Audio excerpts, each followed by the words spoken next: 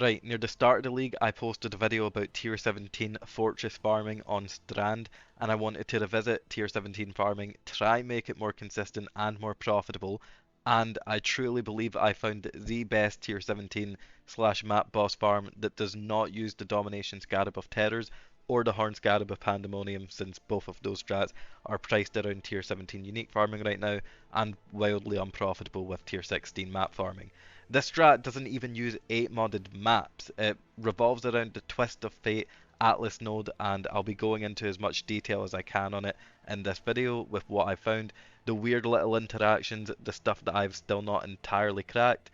But first off, this strategy should get you 1 tier 17 every 2 maps consistently. And this isn't me saying I got 25 tier 17s and 50 maps, so you will too, since that can be skewed heavily by luck. With 4 Void Stones, you have a 6.4 chance of dropping a tier 17 map. So I collected every single map that dropped, as you can see here, counted them, and then found 6.4% of that to see how many tier 17s I should have expected. I dropped 411 maps in 50 maps ran, so I should have expected 26.4 tier 17 maps, which is almost exactly how many I got. I will say right now, I have also purposefully left a room for improvement in this strat by using one less multitude scarab than the max.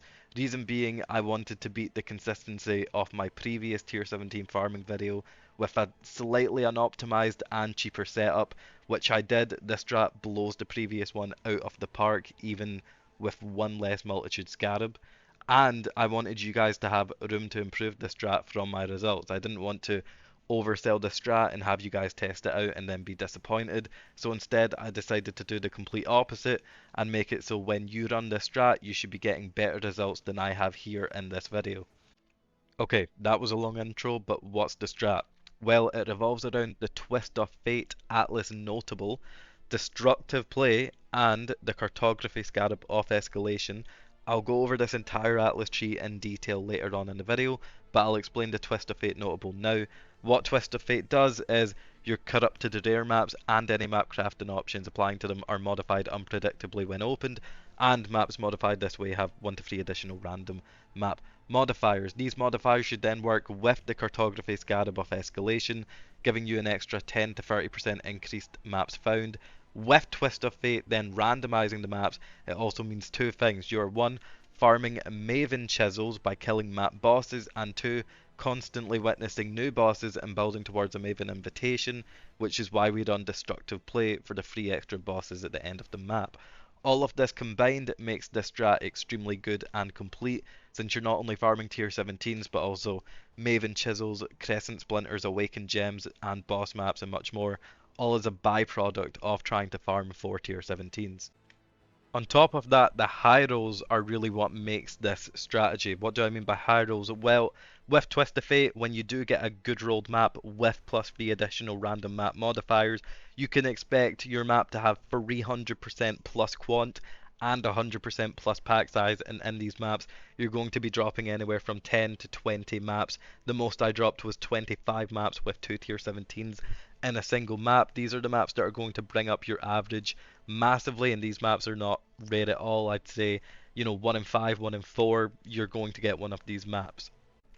And a couple of things to know about the Twist of Fate notable is you may look at this and think if I put in an 8 mod map, it will turn into a 9, 10, 11 mod map. That's not how it works. If you put in an 8 mod map, it essentially adds a chaos orb to that map, so it could turn into a 6 mod map, then it could add 1 mod and you have a 7 mod map. So because of that, we don't use 8 mod maps and we just Alchem Valor maps. I will say I ran 50 maps. These were all 8 modded, the 50 I ran, and I got less maps than the ones I ran that were not 8 modded, and I actually used a better scarab setup with this one. Instead of an influence and scarab of conversion, I used 2 cartography scarab of risks, which means this one always had an extra modifier than this one guaranteed, and I still got less maps. And I will say right now, these maps, the 50 maps that I ran and that I'll be talking about in this video, I ran with Chisels. I will say I tested out Chisels. I put in the Chisels that add divination card and currency increase, the Maven ones, and I went in without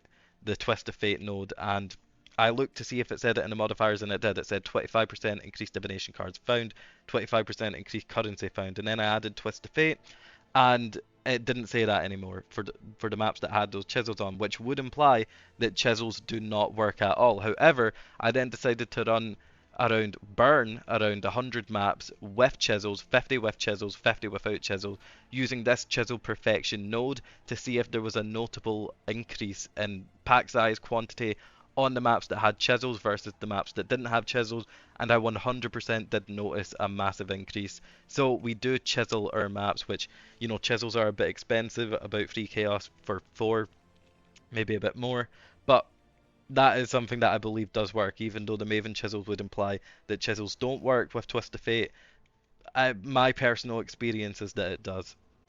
And one more thing, your map crafting option is modified unpredictably too, and I tried to deterministically force better map crafting options by blocking the bad ones and then using the anarchy and hoping it hit, delirium or whatever, ritual, ambush, but I did not. I hit expedition, I hit harvest, which means that blocking these to try and force better map crafting options does not work.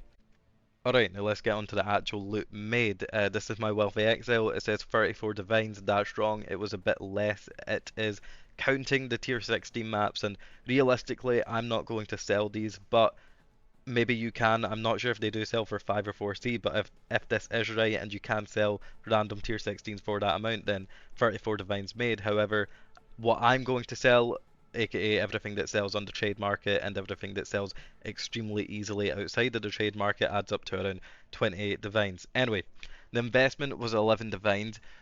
Tier 16 maps non-8 mod, so we can just chisel out val them. Because it's non-8 mod, I'm not counting that for any cost. You drop, like 8 of these maps in every map you run with this strategy. So realistically, you should not count this because you will make the entire amount that you need to run in just a few maps. Cartographers chisels, they're like 1 for 1, so I'm counting that way. 200 chaos alchemy orbs, just 2 chaos.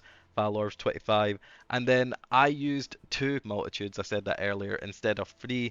Again, reason being I want to undershoot and give you guys room for improvement on this so you get better results than I did. And I wanted to beat my old strategy whilst also kind of nerfing myself, making it harder to beat that, to prove that this is, 100% more consistent and a better strategy all around, which, is what I did. Cartography, Scarab of Escalation, it's around 50 for free, Risk 50 for free, um, Influence and Scarab 52, and just to prove that these are the prices that they are buying for, here we go. I bought all of these 10 off each, free, 2, free, and 11, so I'm not lying about the prices. If you see this video and those prices are different, it's purely because they shot up. It's this trade market, the whole league, everything is, rubber banding. It's fluctuating so massively that I could make a video and 2 hours later, those prices will have increased by like 30-40%, and it might not even be because of me, it might just be in general because of the time of day. Okay, on to loot made. Tier 17s in total, I made 27. Again, like earlier, I said I should make around 26.4 after counting every single map together and then finding 6.4% of that. Probability doesn't like work exactly like that, but it's just easier to say that. It's around about that. It's close enough, right? But 27 tier 17s in 50 maps, you should be getting around that much. You should be getting more if you run 3 times cartography scarab of multitudes, which is 100% what I recommend doing. Divine orbs too, that might be a bit of luck, whatever. I also got a couple of exalts, so realistically, some maps are going to be like 100% pack size, 300% quant, so you should be dropping some decent loot even outside the maps. So it's not too incredibly lucky to get, a couple of divine orbs. 1 orb of conflict, again, we're doing Maven witnesses whilst we do this. Some tainted currency from the map device. We run anarchy and it randomizes into beyond sometimes, which is nice. Maven chisels. Now, the Maven chisels drop rate is god awful.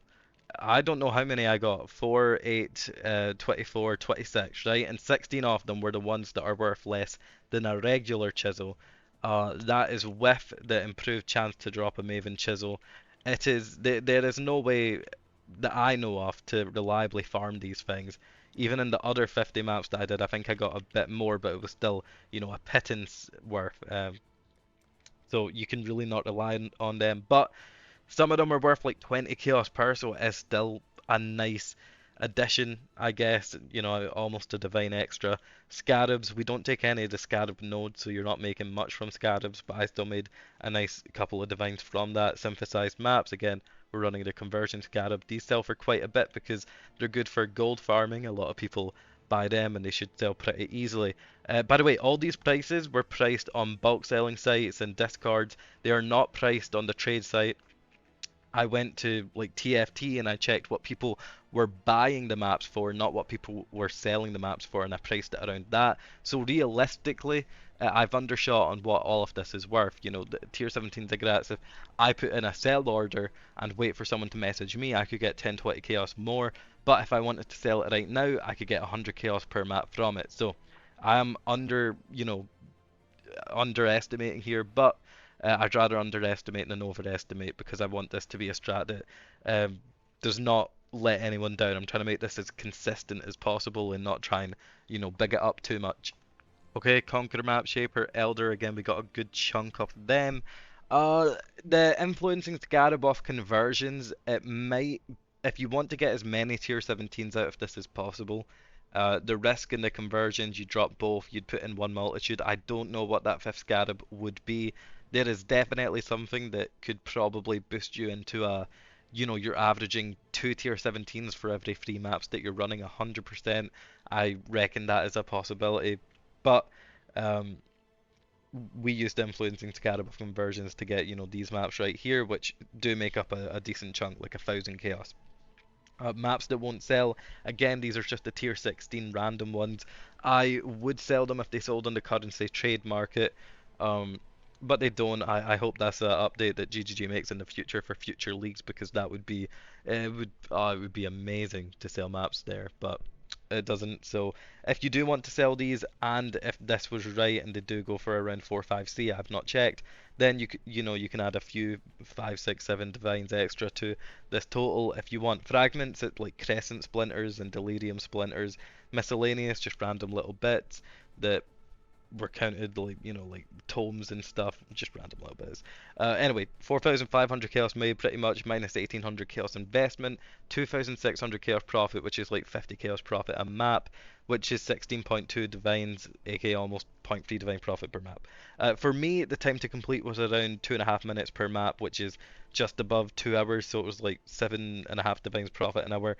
But I do not like talking about profit per hour. It's something that is different for everyone. I used to talk about it a lot and it just felt very bait. So I'd rather talk about profit per map, which is around a third divine. Alright, and before I go super into depth on the Atlas tree and show an example map, I want to talk about some little tidbits that you should know. Number one, these corruption implicit modifiers should be affected by the cartography scarab of escalation. That's what I believe, that's what everybody else believes, so if you have these, use them. Number two, if you have a map that is Maven witnessed and you try and use it, the Maven will not show up to witness the map, even though that map could turn into, a city square that isn't witnessed, that Maven will still not show up. So you need to make sure you're not putting in maps that have already been Maven witnessed. Number three, scrying. This is just a nice little byproduct of running this strategy. You will find nameless seers, and you will then be able to scry that map onto your favorite map if that map has a good divination card layout.